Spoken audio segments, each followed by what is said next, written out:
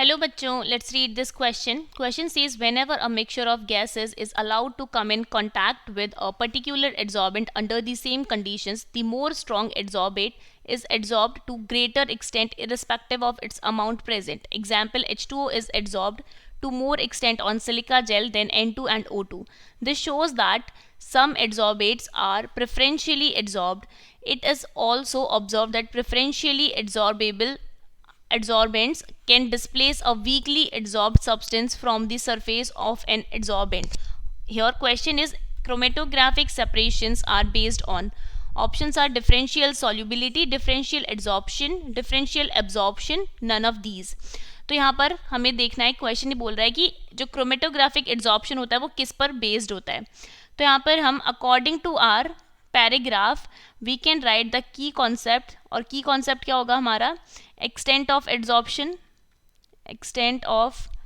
Adsorption या फिर क्या हो सकता है हमारा? Factors affecting adsorption, factors affecting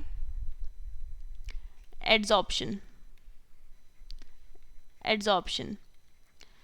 तो देखो हम क्रोमेटोग्राफी की बात करें तो firstly we have to know that what is chromatography. Chromatography क्या होती है?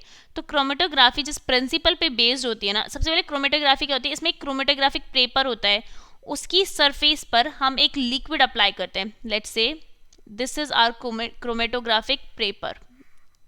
ये क्या है हमारा? क्रोमेटोग्राफिक पेपर है. अब इसकी सरफेस पे हम एक लिक्विड डालेंगे यहाँ पर. तो इसमें क्रोमेटोग्राफी में दो फेज होती हैं जिनके बारे में बात करते हैं. एक तो होती है स्टेशनरी फेज,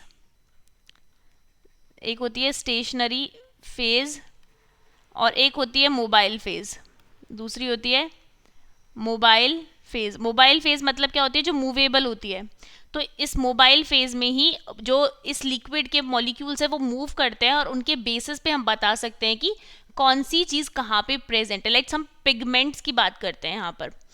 तो यहाँ पर हम लिख सकते हैं कि अगर हमारा कोई गैस एड्जॉर्प्शन उसका फर्स्ट हो रहा है, एड्जॉर्प्शन पहले हो जाएगा तो वो जल्दी डिटेक्ट हो सकती है.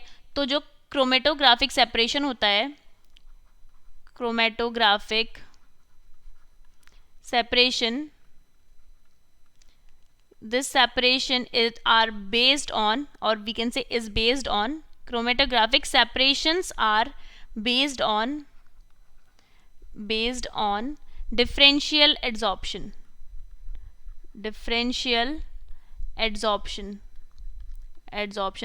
and it is given in option B, hence option B is the correct choice for this question. Hope you understood it well. Best of luck and thank you.